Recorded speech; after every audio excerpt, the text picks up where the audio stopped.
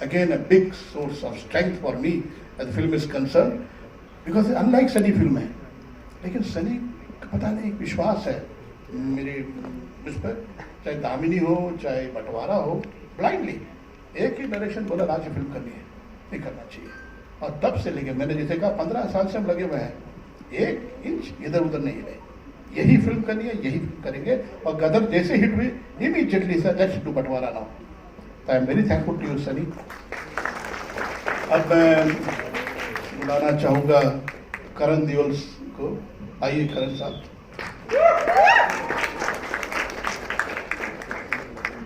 Very very promising young talent and जैसे मैंने कहा, मैं आज कह रहा हूँ क्योंकि मैंने काम किया है, मैंने फिल्म देखी है। बताइए कल देखने वाले सारे जो लोग हैं वो भी यही कहेंगे, very promising hero for the future. आगे चल के बहुत नाम करेंगे sir Karan Deol. Thank you so much sir. इस टीम के लिए एक बार जोरदार तालियां हो जाएं। Of course I would request all of you to kindly be seated. Yes Varna ma'am please.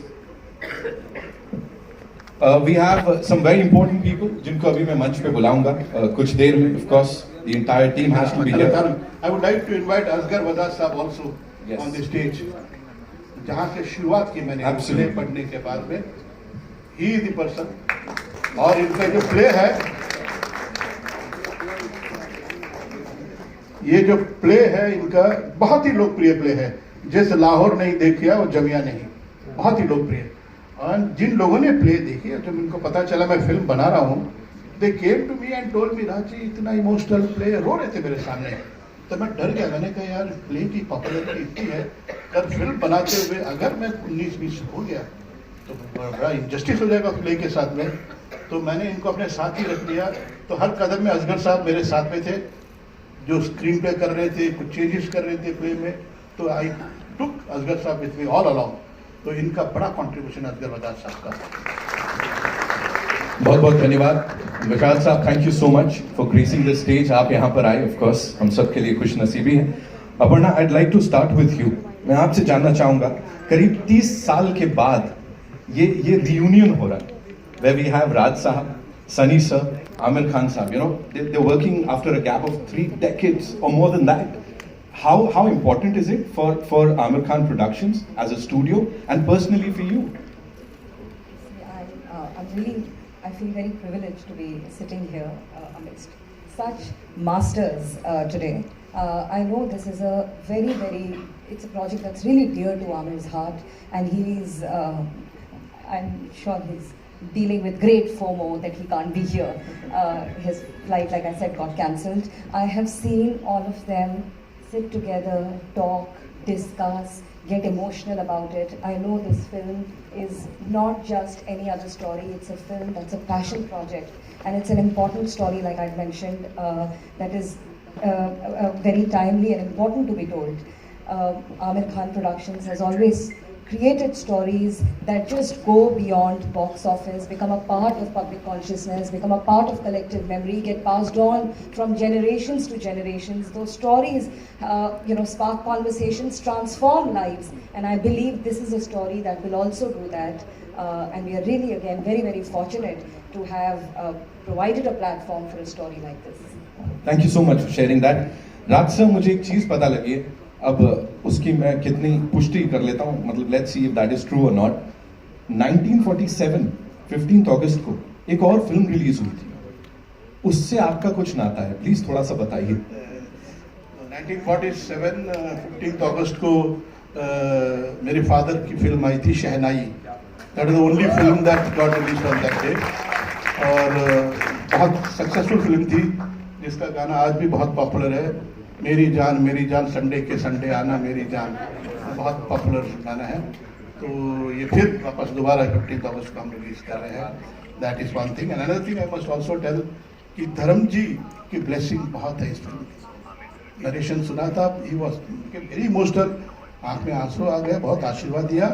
और धर्म जी की मेरे ख्याल से लास्ट फिल्म जो उन्होंने देखी वो भी बंटवारा है। तब भी उन्होंने बोला राज की पिक्चर बहुत चलेगी, बहुत अच्छा काम किया आप लोगों ने, उनका आशीर्वाद है। तो I am grateful and I thank Dharam ji today here. Thank you so much sir. Ladies and gentlemen, Javed Akhtar sahab, एक बार जोरदार तालियां। सर, ये फिल्म अगर मैं कहूँ तो इतिहास है, इसमें हिस्ट्री है, ह्यूमैनिटी है, इमोशन है। ये काफी था आपको इस फिल्म की लिरिक्स लिखने के लिए, या क्या आपने देखा सर? देखिए, जो गीत होते हैं वो फिल्म के नैरेटिव का हिस्सा होते हैं।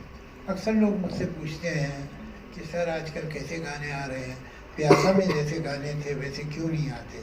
तो मैंने कहा भाई, प्यासा में जैसे गाने थे वो जिंदा जला दूंगा मैं तो नहीं आ सकते, उसके लिए प्यासा जैसी कहानी चाहिए होती है। तो उसी के मुताबिक सिचुएशंस होती हैं और सिचुएशन के मुताबिक गाने होते हैं। तो मुझे बहुत खुशी है और बहुत मैं एहसानमंद हूँ हमारे डायरेक्टर साहब संतोषी साहब का कि उन्होंने मुझे एक ऐसी स्क्रिप्ट सुनाई जिसमें वो गहराई थी, जिसमें वो जज्बात थे, जिसमें वो एहसास था कि जहाँ सिचुएशन में इमोशनल डेप्थ थी तो आपको वहाँ बेहतर गाने लिखने का मौका मिलता है। अब इस मौके का मैंने कितना फ़ायदा उठाया ये तो आप लोग फैसला करेंगे, मैं तो नहीं कर सकता। मुझे तो अच्छे ही लगते हैं, लेकिन ये कि अब आपको भी पसंद आना चाहिए। तो बहुत बहुत शुक्रिया, मगर ये कि यकीन है कि रहमान साहब की म्यूज़िक और ये गाने जो हैं ये दे विल स्टैंड आउट। वो अच्छे हैं कि बुरे हैं ये तो मैं नहीं कहने का हक रखता हूँ, लेकिन वो मुख्तलिफ हैं, अलग हैं। आजकल जो आपको सुनने को मिलता है उससे, चाहे वो उसकी ट्यून हो, चाहे उसके शब्द हो, चाहे उसका रेंडरिंग हो, बहुत अलग है।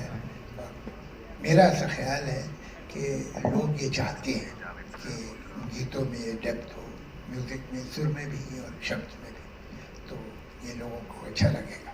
बहुत बहुत धन्यवाद sir, thank you so much. Now ladies and gentleman, of course my Shabana Azmi ji के पास चलते हैं। इसके बाद हर कोई आपको माई बोलने वाला है, ये तो I am sure. No seriously, you know, मैं बुजुर्ग तक तो टॉलरेट कर रही थी, मगर अभी माई जो है a bit much. Okay, we not tolerate. ये मुझे शुरू करना पड़ेगा। नहीं, मैं एक चीज शेयर करना चाह रही हूँ फ्रॉम बिहाइंड द सीन्स। एक ऐसा, अच्छा एक बात तो मैं ये कहना चाहती हूँ कि मेरी जो आखिरी फिल्म पर्दे पे आई थी वो धर्म जी के साथ थी, रॉकी और रानी की प्रेम कहानी, और अब जो अगली फिल्म आ रही है वो सनी और करण के साथ है। और अब अभय के साथ तो मैं कर ही सकती हूँ, अब आप लोग जो है कहिए बॉबी से कि वो भी तैयार हो जाए करने के। लेकिन एक इसमें ऐसा सीन है where personally as a human being I felt very humiliated and very, very stripped of any dignity. You see a little glimpse of it in the trailer when the villain is dragging me and he tears my kurta.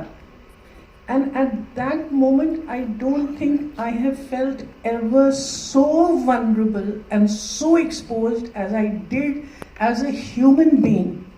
And believe you me, when Sunny came and he put that dupatta on me, in real life as Shabana Azmi, not just as he became my son, he became my protector, and I hugged him with every iota of my being, and I said, thank God he's there to save me. So if as an actor with 50 years of experience, I can feel one particular moment so truthfully because of my co-actor, it's bound to translate on the screen. So I want to say thank you to you, Sunny, because of that.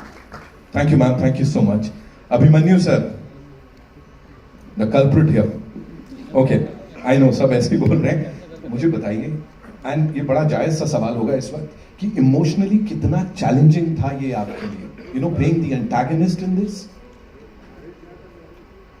नहीं, मुझे तो कुछ भी challenging नहीं लगा, because बुरा काम करने के पहले कुछ सोचना नहीं पड़ता, अच्छा काम करने के पहले सोचना पड़ता है।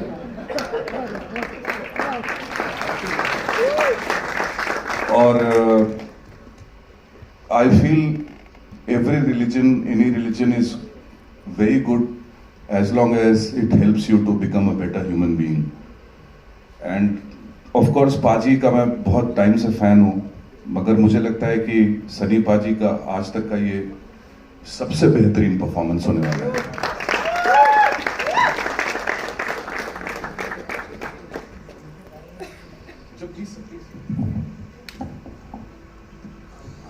चाहता हूँ, होना तो ये था कि आप उधर चला जाता भाई, लेकिन इनके बारे में, अभिमन्यु साहब के बारे में एक बात मैं कहना चाहता हूँ।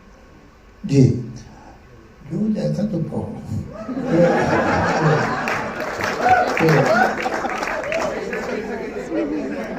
जी, तो एक पिक्चर थी, उसमें राजेंद्र नाथ साहब, आप में से बहुत लोग शायद न वाकिफ हों, अपने वक्त के वो टॉप के कमेडियन थे, बहुत ही ब्रिलियंट कमेडियन थे।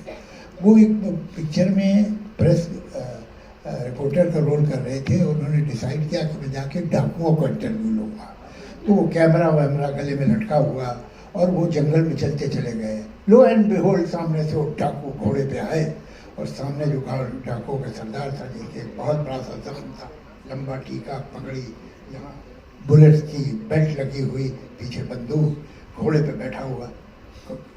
इससे पूछा कौन हो तुम? कहला मैं एक जर्नलिस्ट हूँ और डाकुओं का इंटरव्यू लेने आया। तो उस सरदार ने कहा, भयानक सरदार ने, कि हमारा इंटरव्यू लो, हम डाकू हैं। तो राजेंद्र नाथ हैरान रह गए, कहले आप डाकू हैं? सूरत से तो शरीफ आदमी लगते हैं।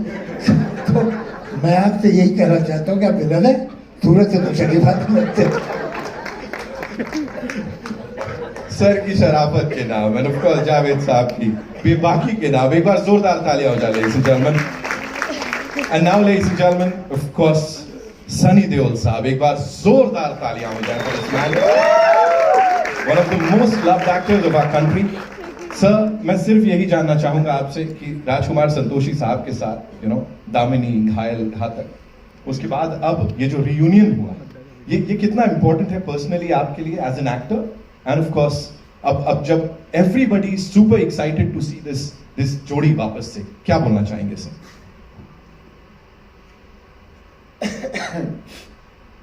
मैं आप सबको नमस्ते। आप लोगों ने ट्रेलर तो देख ही लिया है और आप लोगों ने, आई एम श्योर काफ़ी लोगों ने घायल देखी है, दामिनी देखी है, घातक देखी है और अब बंटवारा आ रही है।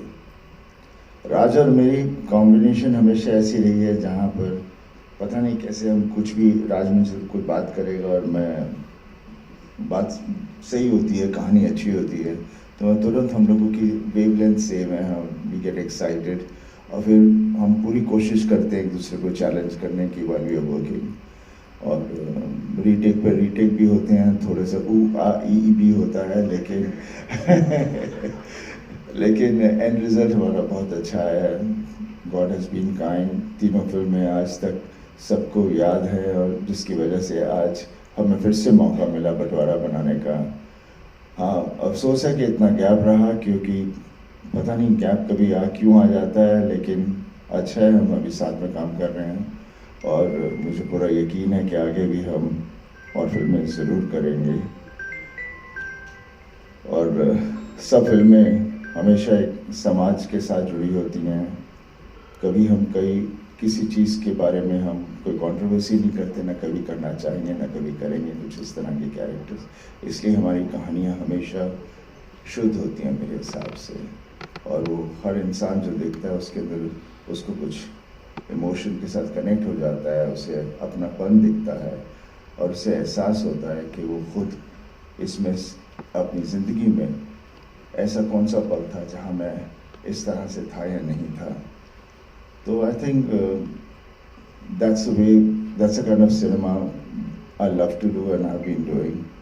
And बंटवारा, then obviously I worked with so many good actors. Shabana ji के साथ मैं पहली बार काम कर रहा था and it was a pleasure working with her.